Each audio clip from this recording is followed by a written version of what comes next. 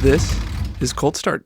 We'd like to welcome to Cold Start our esteemed guest, Gary Rubio, Crew Chief of Huffaker Motorsports. Welcome, Gary. Thanks. Happy to be here.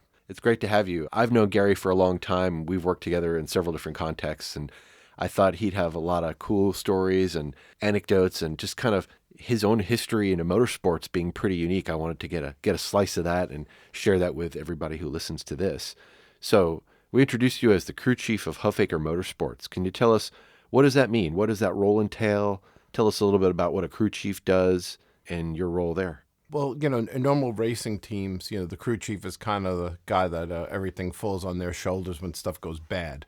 So they don't get much accolades. When things go well, it's always the driver. But when it hits the fan, proverbially, it's the crew chief's fault.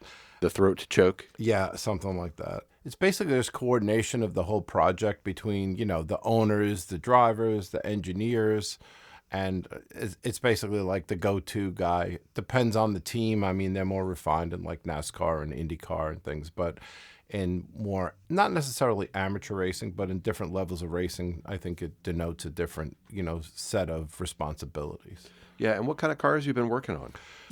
I've done IMSA and SRO and open wheel cars and a bunch of Porsche Cup and a lot of different things. And I went over to Huffaker beginning of last year, beginning of 24. It's my first foray into like the vintage side. So I'm used to and not that it's not competitive, it's competitive in a different way.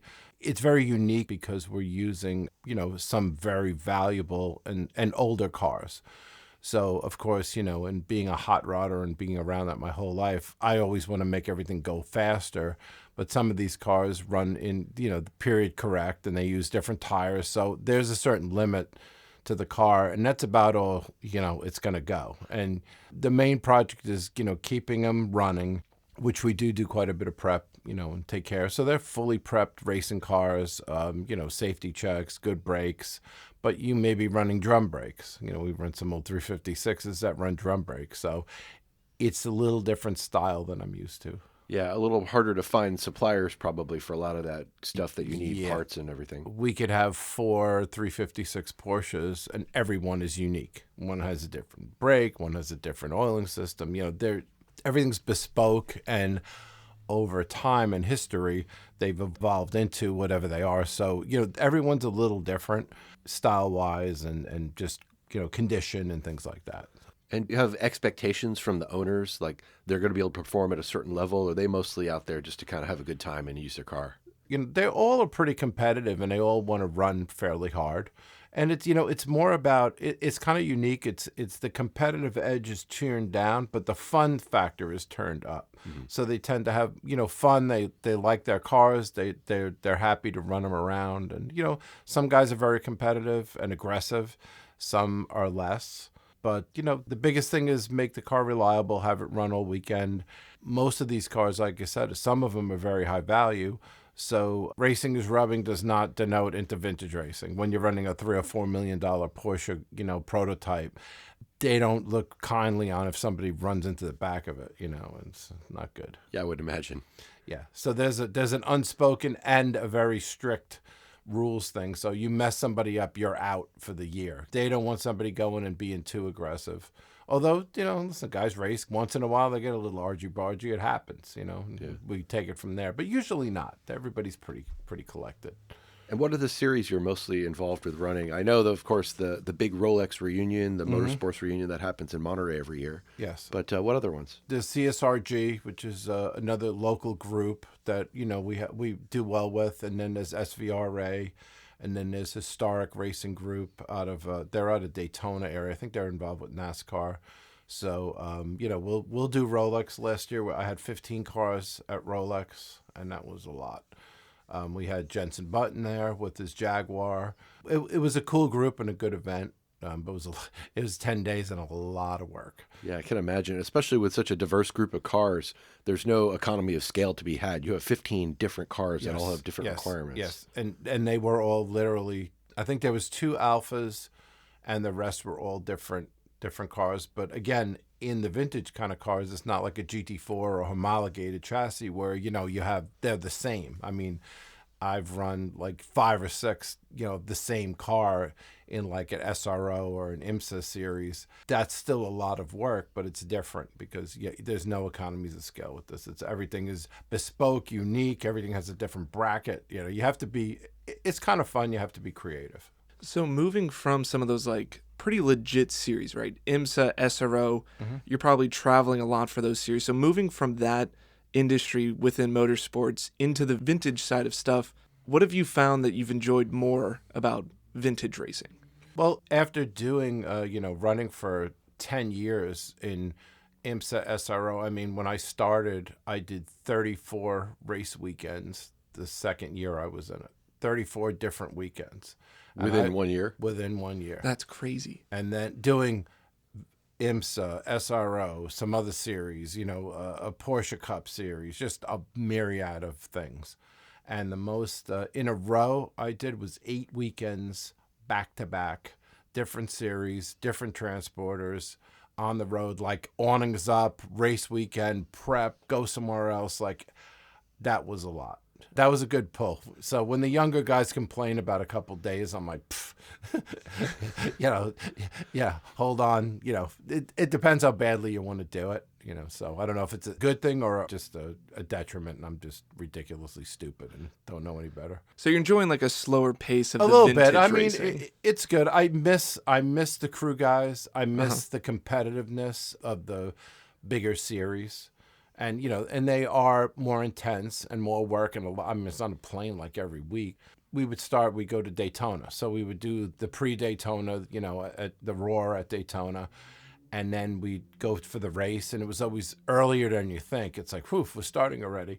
And we stayed at a hotel by the beach in Daytona. Do you know, for 3 days, I didn't realize we were literally on the beach because we would get to the hotel in the dark. And we left before the light came up. So like the third day, I was like, oh, we're right on the beach. I didn't even know.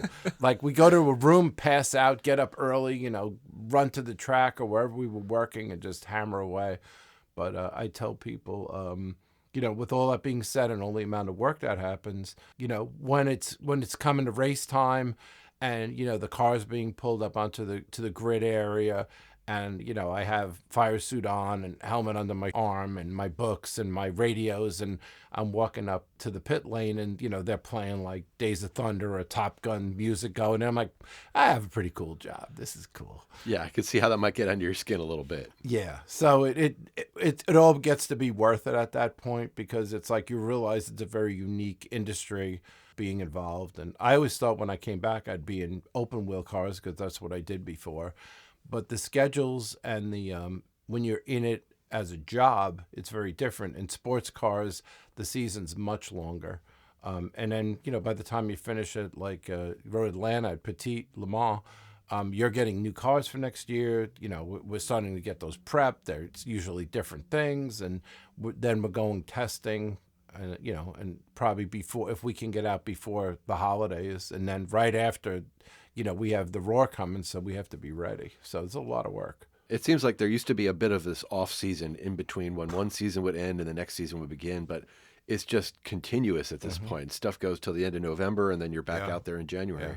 So maybe it's because, like I said, because I'm used to it or I'm just stupid. But some of our guys now have gotten some older Cup cars, and we're going to probably go. And they've done it. And I'm like, HSR has an event at Daytona, the historic Daytona race, which is in like November.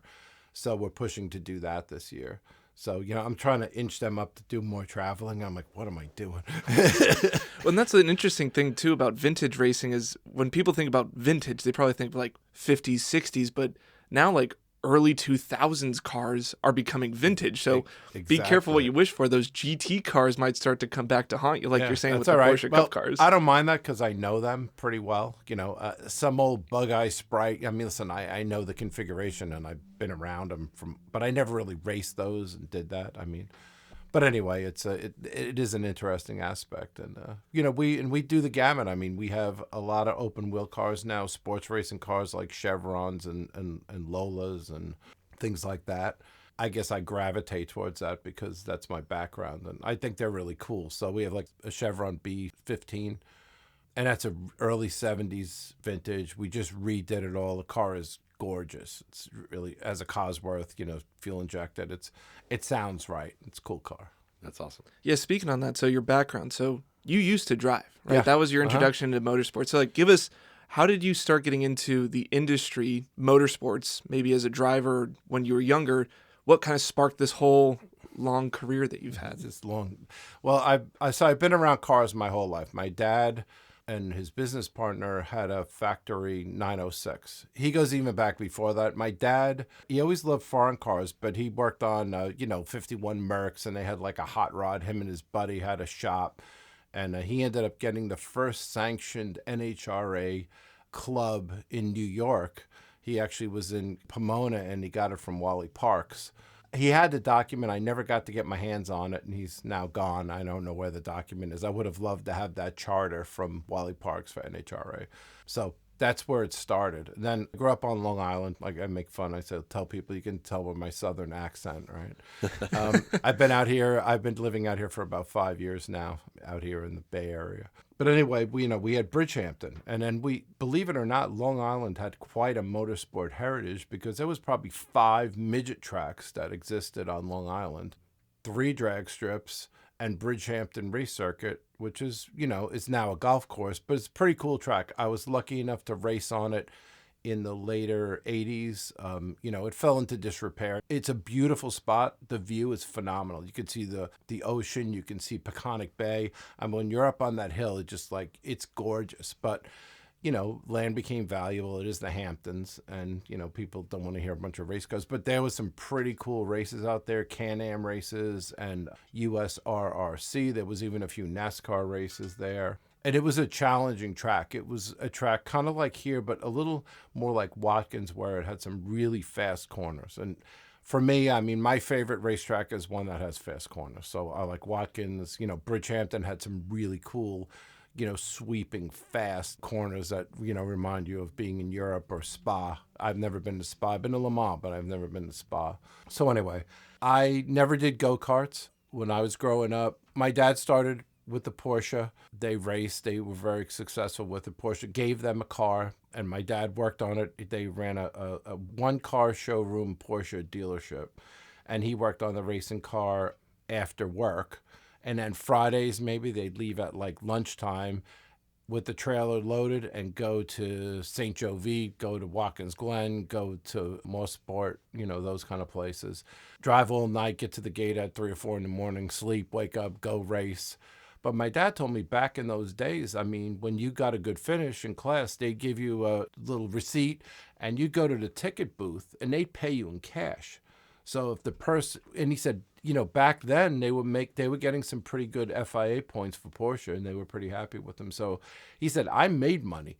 I was able to squirrel that away, and I ended up, back in the day, and I've heard that from some drag racers too, like Connie Coletta knows. I said, oh, that's why, Coletta Air, that sponsors a race car. No, him racing a funny car and doing match races and making money gave him enough cash to buy his first plane and parlay that into his aviation business, which is now tremendous. So you could do that back then. So all you kids listening at home, realize there is a future in your racing. You can make money at this. You just have to convince your parents that you got to go try some drag racing or some particular way that you can get into this thing and bring home the prize. Or start back in 1960. Well, then you'd have a good shot at it. The industry was, and we know the saying, how do you get a small fortune in racing, start with a big one. And we all know that aspect, and it's always been costly to do. But in certain instances, there was money around, and people did that and parlayed it and did a lot of work themselves. So, my dad had a bunch of car dealerships. They did the racing. They ended up getting a Mercedes dealership in like 1968 or 9. And Mercedes said, we'll award you the franchise, but you guys got to stop. You have to stop racing, because back then, the same thing happened to Roger Penske. It was so dangerous. They didn't want to invest in people and have them get injured or killed. Mm-hmm. So they had to pull out of the racing. All right. Grew up for a few years. My dad took up aviation. I flew a lot with him, and then soloed on my 16th birthday, and so I was flying and doing things, and then ended up getting a boat and, going offshore, running a fishing boat. Met my My son's mom, my first wife, drew that. We bought a boat from them and ran a fishing boat and did that for years. And then I didn't really start racing until I was a little older. So probably I was, 21, 22 when Oh, I wow. first got in a car. And I did the Jim Russell School at Bridgehampton. And I just immediately fell in love with it. My whole life, I mean, I remember sitting in the back of the station wagon going to Porsche races, when they were doing Can-Am. Between the door and a Porsche engine was next to me, a bunch of other tools. And they said, here, sit here. It was much simpler. Throw me a pillow and I went to sleep Right. there. I had been around it, but kind of got out of it for a while. But I always wanted to do it. I always just felt like it was, something I wanted to. And I was thinking of, before I came here, I was thinking of what really motivating me. There was an ad, and I don't know if it was On Track magazine. I think it was On Track. This was in the early 80s, and it had a picture for, I think it was Skip Barber. And maybe you remember it. It was an in-car picture. I think it was a Formula Ford, and it was two white gloves on a steering wheel turning to the left. And I obsessed over that picture. I was like, I just wanted to drive that car so badly. So when I got to get into Formula Ford, the class went well. We didn't really race. It was an introduction thing. Got a certificate. We did okay. But then I did some running with a guy named Joe Stamola, who was kind of known back east. He was an engine builder. Danny Sullivan started with him. Chip Ganassi started with him. He was just a local little guy, basically like if there was a little race shop in the middle of Sausalito in an alleyway. He was in Glen Cove. It was a little sleepy, New Englandy kind of town on Long Island, very quiet. He would dyno engines in the thing and everybody would come running out there. But I started with him, and then, we ended up getting a Formula Ford and did my SCCA driver school. I got a waiver immediately, so I didn't have to do regionals, and I started doing nationals right away. And then my third race, I won at Summit Point in the rain. And I was like, I guess I didn't know that much about racing in the rain. I just drove, and I just got ahead, and I this is fine. Yeah, I didn't realize, what I was doing. But Didn't understand the consequences, yeah, just drove. And then I realized that was with a Lola that we had gotten from the old racing days. My dad had, known Carl Haas and Roger Penske and all those guys. And, so we got a car from Carl Haas. I think we picked it up at JFK. It was on a pallet, engine, wheels. It was just kind of broken down. $12,000 is what the whole thing, brand new, right? Crazy. Fresh fiberglass. It was a Lola T640. Oh, wow. That car in the wet was British car, great rain car. Like, not the most aero, so ran that year, went to the runoffs. I think I finished 5th or 6th, I don't remember. First time there. And then the next year we got a Swift. I think I had the third one. There was one that ran at the runoffs that year, but the next year, so I raced, so Jeff Andretti got one. I got one, and we both got it from this guy, Joe Stamola. Jeff ran his own team. His dad Mario would come out to the track all the time, and we ran our car. So small, go there with the dually, me, my dad, my wife at that time. But that Swift was very fast, and we set a lot of track records with it. Still some on the tower. If you go upstairs at Lime Rock, my name's still up there, track record. The reason it's still up there is because they changed the configuration a little, so it froze. Oh, yeah. But it was still a pretty good time. I don't remember what it was, but it was good. It's up there. So did the Formula Fords, and then the next step after that was, okay, let's go racing with kart. So I got a Formula Super V, a Super V series. They called it Mini Indy back then, and it went through a bunch of different names. I did that for 3 years. And that was definitely jumping from, the small fish and, the big fish in the pond to the small fish. So now I'm racing against like Didier Tays and Juan Fangio III and all these really great guys, that we raced against. And we raced on ovals and street tracks, and road courses. That in itself, if you're a regional guy running an SCCA, I never had any oval experience, so that was challenging. Anybody who says ovals are boring, never did one in an open wheel car where, you're just hanging on. It's fast. And when you were running those cars on ovals, were those pretty high downforce or not that much downforce? No, they were high downforce. They were full tunnels with skirts. Oh, wow. Yeah. The only bad thing about the Super V Series for me was the rule, and I'm bigger than most of the other drivers. So, I'm 6 foot, a little under 6'3". I'm racing against guys that are short. And so even skinny, I was 180 pounds. I mean, I was rail thin at 180 pounds. There wasn't anything else coming off. But I'm racing against guys that are like 130, 140 pounds, which you would think that gets evened out. But that series weighed the car without the driver. Oh, no kidding. So wow. I had a kind of disadvantage because I'm, now that I think about it, man, so I was always running in the 5th, 6th position. We just couldn't break through that barrier. And again, there was some really good guys, not taken away. And I had a lot to learn too. So combination of those things. Did it for 3 years, got most improved driver. I think I got a 3rd at like IRP. I learned the ovals a little bit and had fun with that. And then we got a March at Indy Lights car with the V6 Buick in it in '88. We ran that. And then I think we finished 7th in the series. Again, a lot of good guys in that, guys aspiring to go to Indy cars.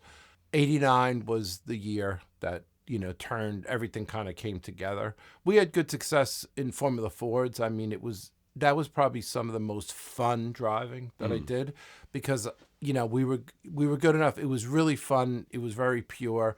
But as you know, as you move up in class, there's more and more pressure to do well.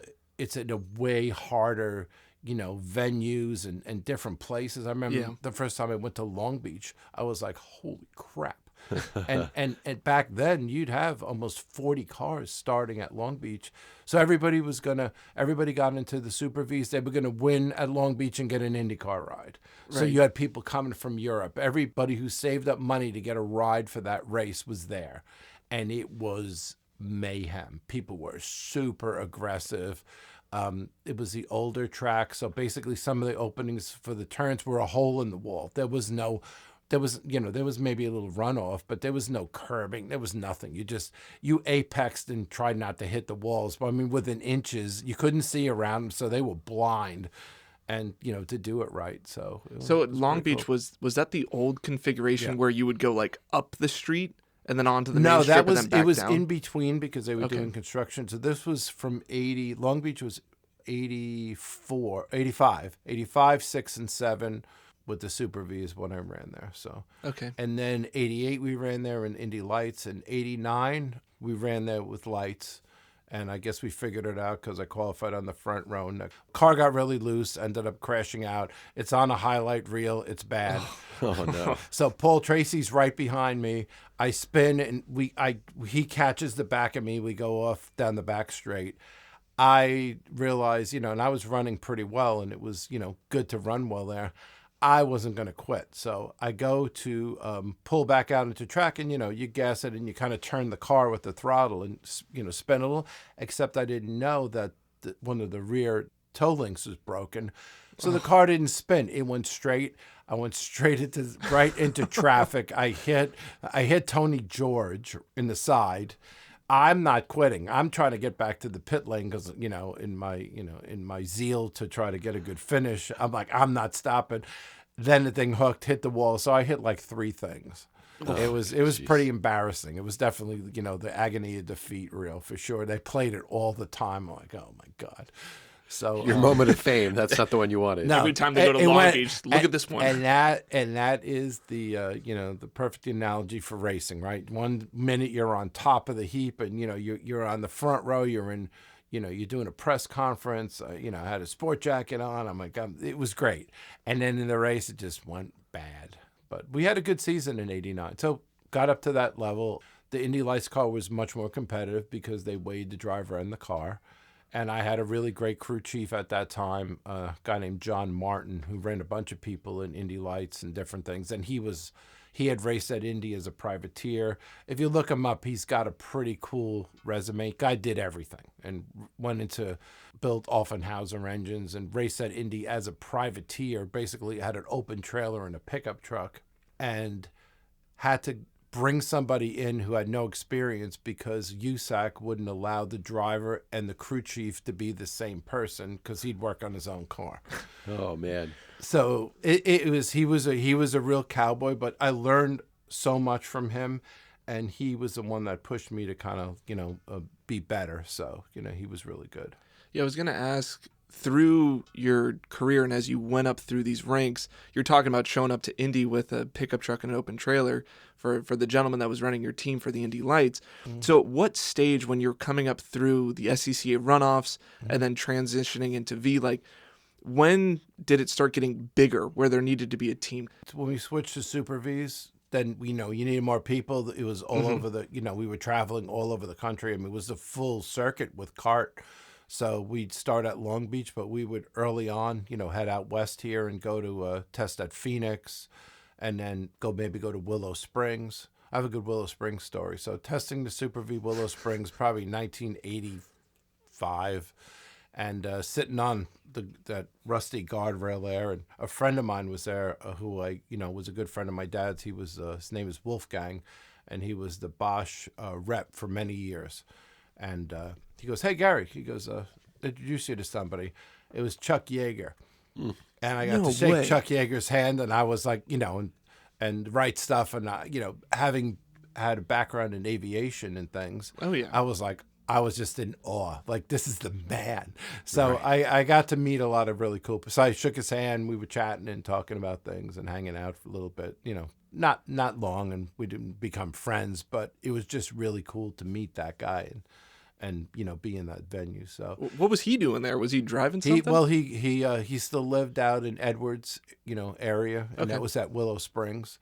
So he was around. He'd come by and look at the cars, and there was like there is today. There was definitely a level in in the kart racing of celebrity, and of course racing with Jeff Andretti. I'd seen Mario at races. My dad knew him when they raced sports cars back in the '60s. Same thing with Roger. I remember going to Nazareth Speedway. Roger had just bought it and redid it. Nazareth Speedway was fast and a challenging track.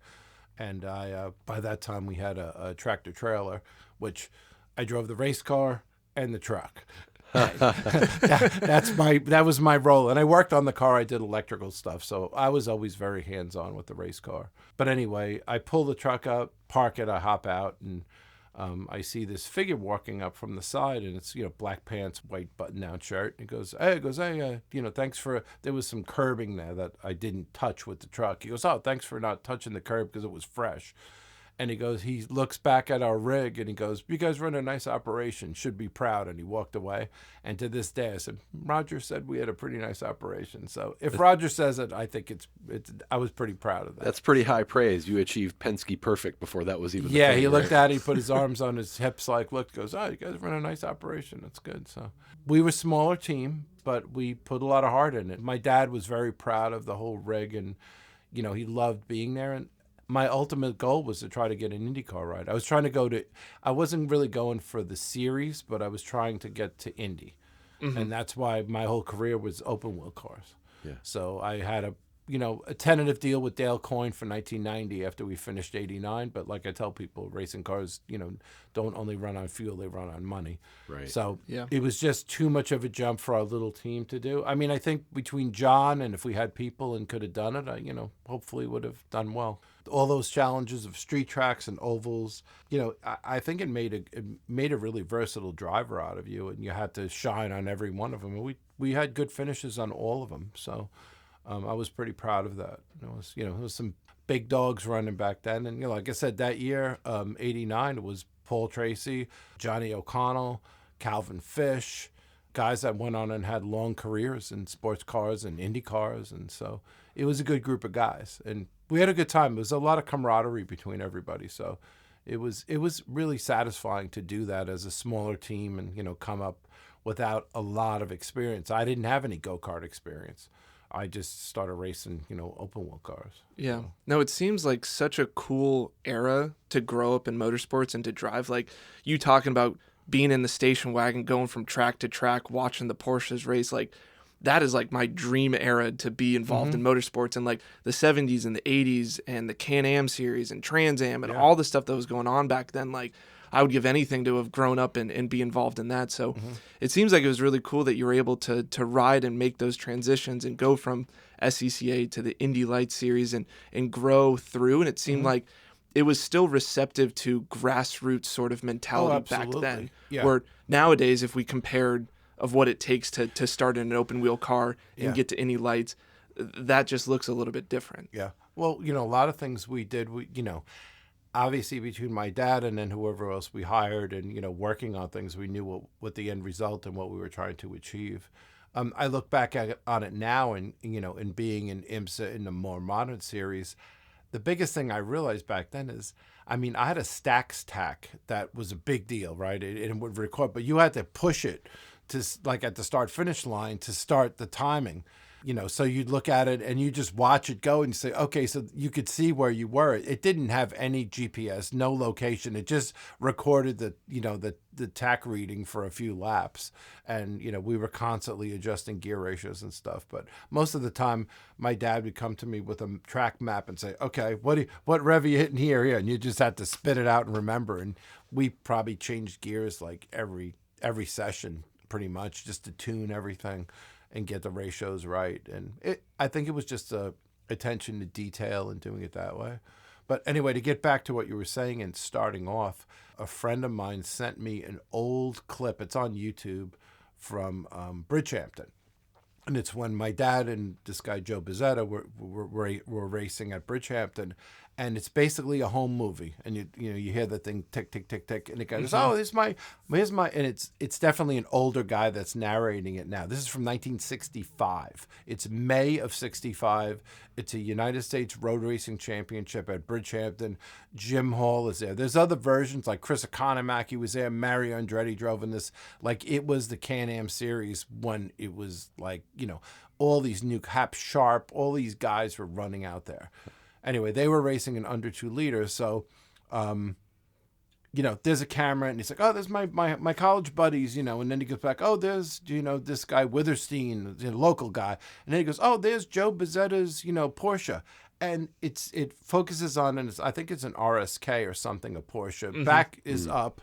And all of a sudden, the back's up and this kid pops out. I'm like, oh my God, that's me. I remember this. Then all of a sudden, I had this weird flashback, and I was wearing this red like zip up sweater, and I come out from underneath the back, and I'm looking at things, and I'm like, I was 5. I wasn't even 6 years old yet. Wow. So, it was pretty cool. And I never knew that existed before. So I tell my guys that I work with, which are mostly a little younger, I'm like, I've been doing this for a long time. So, or around it anyway, and it was a cool era and it was a little different. Not that it's any better than now. There's some amazing stuff today and I love the technology and doing things. It was different in a cool way. It was much more grassroots, much more, I don't know, how do you say it? Just, it was professionally done, but not to the different levels. We didn't have coaching like they have today. We didn't come off the track every minute and you have a driver coach that's going over data. I wish I did, but I didn't. You reviewed what you did in the race. They kept lap charts.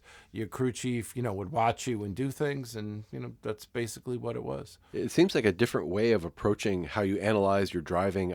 I could barely remember a lap after I get off the track. So now that's your whole basis for making decisions and making engineering changes to the car. And, the amount of data that you could collect, was pretty limited. So you had to kind of go a lot more with instinct and maybe more of a driver feel. Mm-hmm. Yeah, you can look at like footage from the session or whatever. Well, back then it just seemed so much more wholesome and like true motorsport, if that makes sense. Well, I think, and not to put my name in the same, but I think, when Senna talked about even in F1, he said he missed the go-kart racing because it was so pure. There was no politics. You were just driving this go-kart, and he used that. He said he had the most fun and it was the most rewarding. Right. And I think it's similar to that. It was, we know racing. It can be so extraordinarily bad and so extraordinarily good, and we have very short memories, and we would go 5 races of utter like disaster, and you get a good finish, you get on the podium, all forgotten, we'll move forward. We have the shortest memory spans because we're going to go out there and try to do it again. Well, having been East Coast for so long and being sort of newer to the West Coast, what are your impressions of the differences in culture of sort of West Coast racing and racetracks and the East Coast?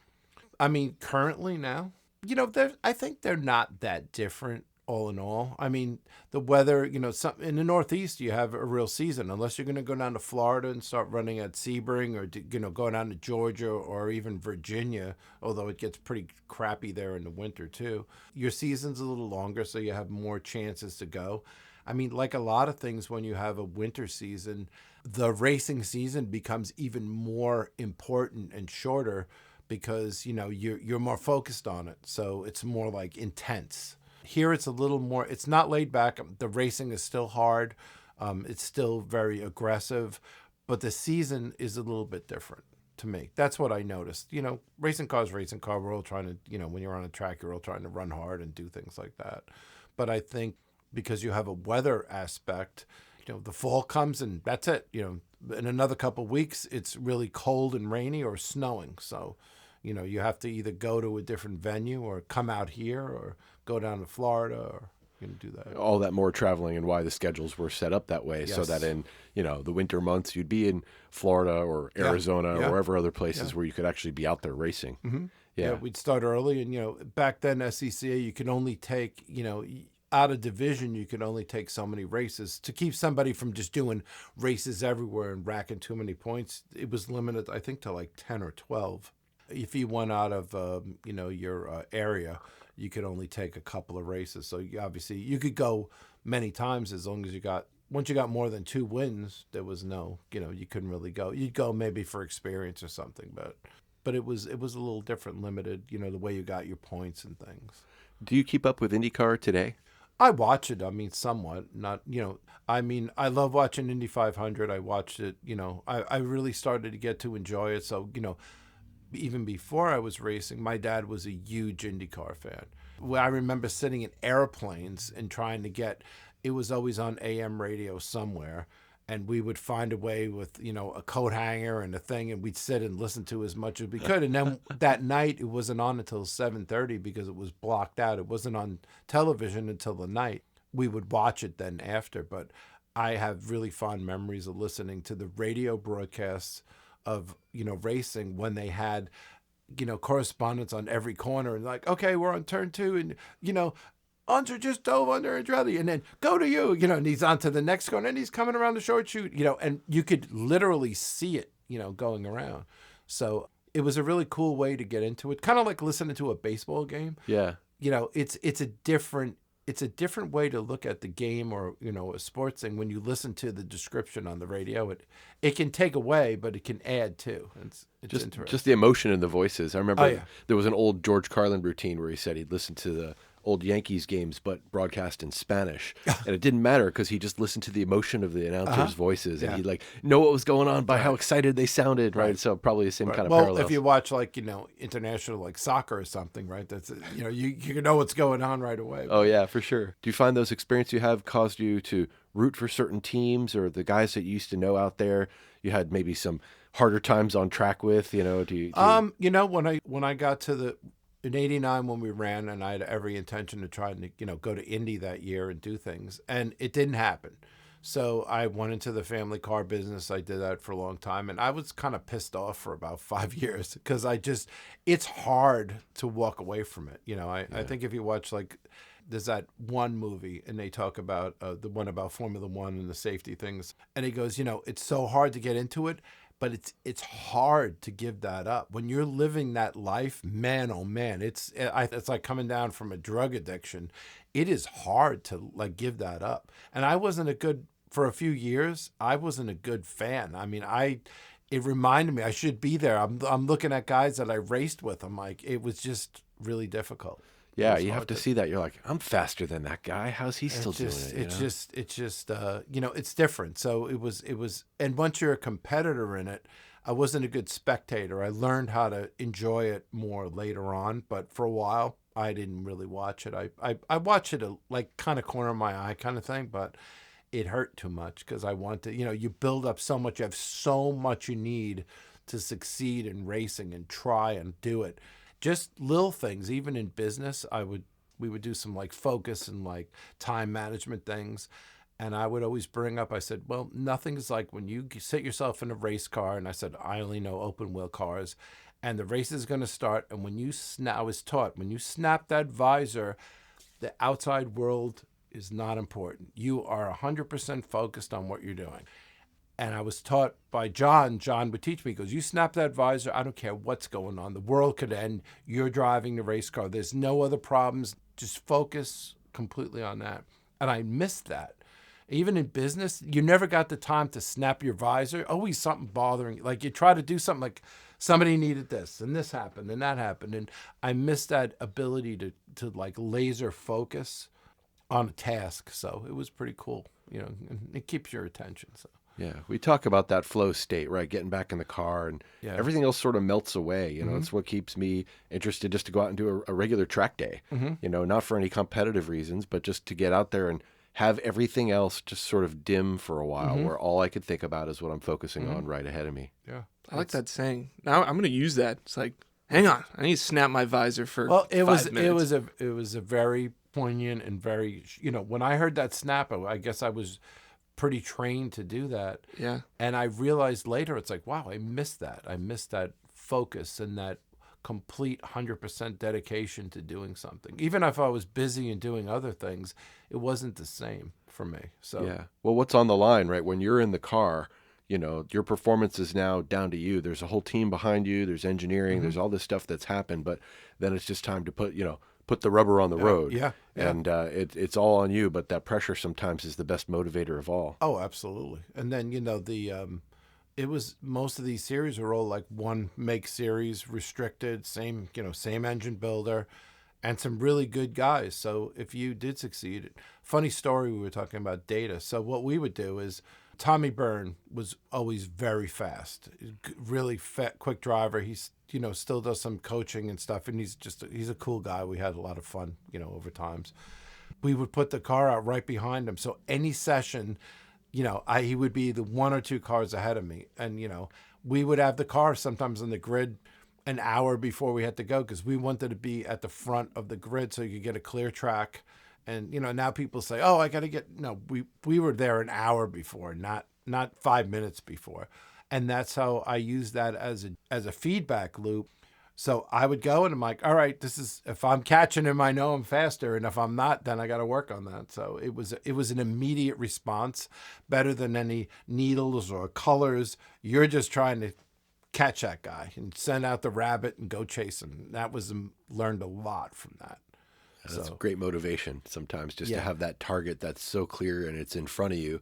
Yeah. And that's the thing you need to chase. Yeah. And he's going to be fast. So, there wasn't much, I didn't care what the lap times were. If I was closing on him, we knew we were going to be up there, so it was pretty fun. Right on. Yeah.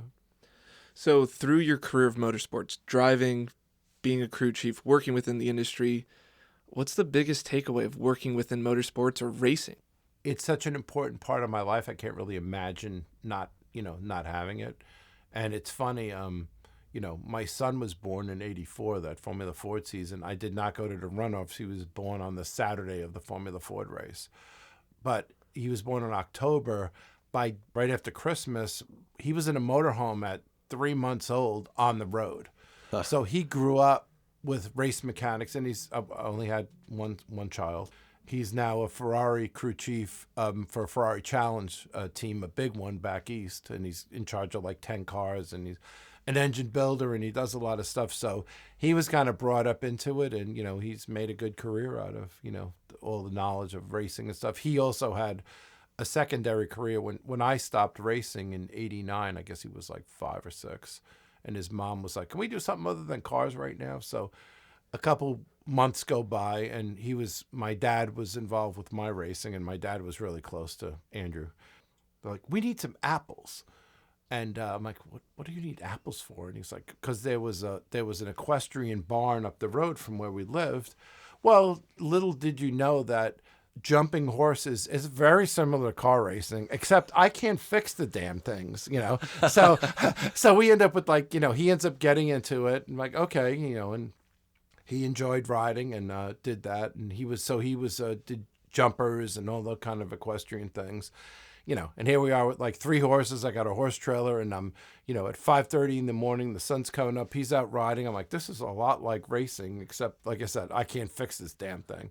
So there are parallels in the universe for different racing. But it's just the amount of focus it takes to do different things. So it was, that was a little divergent, a little thing that he did, and he ended up getting back into cars after that. But he wanted to do that, so it was cool. If you were going to get back in a car today, what would you want to drive? Listen, everybody, big cars or whatever. I would like to go back and do some Formula Ford stuff because it was fun, and I always liked driving them. It was a nice balance of being. I like the fact that I always prided myself on being a very smooth driver. That's the way I was taught from the beginning. And if you drive a car like that and you're very smooth with it and precise, anything you drive after that, whatever size car, if you drive it that way, you'll probably be fast. So, just carrying speed, just being very smooth driver. I think I'd be right there with you. Yeah, they're fun, they're simple, and it's about racing. I mean, when you get to the corner and you go like the Formula Ford Festival, that like Road America, and there's like 40 of them, and you go into turn 1 and there's like 3 guys on the grass on the right, 2 on the left, because you needed to take an advantage, and it's just fun. It's just so much fun. So. Yeah, we talk a lot about spec series and how they're sort of the more pure form of racing versus trying to manage all these differences among cars and balance of performance, all this stuff that's going on, and just if we could all be in the same kind of car, we really see who's the faster racer together. That's I mean, there's still variations, but I mean, I think it's a good way to extract the maximum out of that car and yourself. So you can't just power away and disappear. Right. Well, any bits of advice out there for anyone looking to get into the motorsport industry? I mean, industry-wise, I think, it's hard to say right now, depending on what type of racing you get into. Everything is very engineering-based. I mean, I went to college for engineering and did that. I didn't get my degree. I ended up opening a shop up and doing other things. But I think that background of, the mechanical, and now there's so much to be had with managing data and doing that stuff. So that's a big part of, I think, what's in your quiver if you want to get in the industry, and then be versatile. If you're going to get into this, if you're lucky enough to be smart enough or have a degree in engineering from like Purdue or motorsport engineering, hey, great, get a job with an IndyCar team or something. But you still got to put your time in. And I think people that know about racing and kind of live the life, have a different feel. Mainly just being, like I said, being able to do many different things. So fabrication work, listen, all race cars are still nuts and bolts. Every single one of them, from the oldest vintage car to the newest Indy car. There are different fasteners also, but it's the same premise. So yeah, learning some stuff about composite work, fiberglass work, basic fabrication, how to weld, how to machine a couple of parts. You don't have to be a machinist, but if you can make some stuff, it's good to know. Even down to get your CDL and, know how to drive the truck if they need you. If you're versatile, you can always find something to do. Even if your chosen path doesn't work out for a bit, you can still stay in it. And the biggest thing in it is you have to be visible. So if you change jobs or you're doing something else, you have to be in the paddock because that's where you're going to get hired from. And, work hard. When you show effort, people go, oh, I've seen you. You're always running around. Hey, you want a job? I've gotten jobs that way. Yeah. You kind of got to love it too. It's almost the racers, like we talked about, you can have a great job and teams change and, people come in and, drivers change, but, they may come and go. But if you, people know that you put a good effort in and you try and you really like to be there, I think having an attitude to want to be there and kind of loving it, I think that's important too. Yeah, I think it's one of those things you got to do what you can't not do. Yeah. Right? You can't not do racing once you start doing it. Yeah. It kind of gets under your skin that way. It is addictive. Yeah. Oh, it's highly addictive from a driving standpoint. And also when you, working on a crew, well, sometimes it's like, you get tired and it's a lot, but then you end up missing it. Like I said, I like the vintage car side. I enjoy what I do. It's different challenges. I miss the camaraderie with the guys. You get a good pit stop. We're together all the time. We're traveling together. We're on planes together. We're in the van together. We're having dinner together. When you have a good group, it's great. When you have a not so good group, it could really not be great. But all in all, there's a shared focus that's kind of part of this too, being on the team, working on things. And when you have successes, you do it as a team, Spoken as a true crew chief. it's fun to motivate people and be around people that have similar interests. So, and we're the guys in the fray, doing things and trying to support, our drivers and give them the best, safest and best possible product. So I enjoyed working when I was with, like Steve Cameron. I mean, Steve just works really hard at getting the setups, and we don't leave anything to chance and unturned. So he liked to be the first guys on, at the racetrack walking in, and we're the last team going out. But we did a lot. We tried to extract every ounce of performance out of the car and make it more drivable and make a lot of changes, Yeah, well, that attitude's palpable. I'm fortunate enough to have run some cars with Steve also, Yeah. where you were there too. And just to get that sense from, this is a team that's working together. It's sort of like a family in some ways. Like, you're all in this together. You didn't maybe choose each other, but now you have sort of a shared mission, a shared goal. Oh, absolutely. And you see that come together. And when people are at such a high level of expertise and have so much cool experience to share, it really comes across as this thing that's, greater than the sum of its parts. Right. Listen, you have to get above and over. It's obviously, we measure performance, we measure results all the time. But I think when you're in the industry, you have to also have this I'm not quitting. And, I try to teach it to the guys, you do great and you're on pole and, halfway or right in the beginning of the race, you get pushed off the track and you come back in 10th. And some guys can't handle it. They flip out. I'm like, wait a minute. There's a whole race. We don't quit now until the checkered flag comes. Like, now, okay, we're here now. Sometimes it's a bitter pill to swallow, believe me. And I learned that early on, and we had a saying. It says, live by the psych and die by the psych. So you go to the track, you'll be the fastest guy right away, right? Trailer opens the door, you're out, you're going. Oh, we're doing great. And inevitably, something happens, or everybody else, some change happens, and you're not the fastest now. And you have to go and reanalyze what you're doing. Conversely, you go off the trailer, and you're not fast. And you just keep trying, and you build it up. So it's better to keep that jubilation till the end of the race, because don't give up because you're behind, and don't get too cocky, because I guarantee you the racing gods see that and they go, we'll get you back. We're gonna just give you a little sock in the gut, and you'll be. So it always seems to happen. It's another one of those parallels between racing and life, I think. Yeah, definitely so.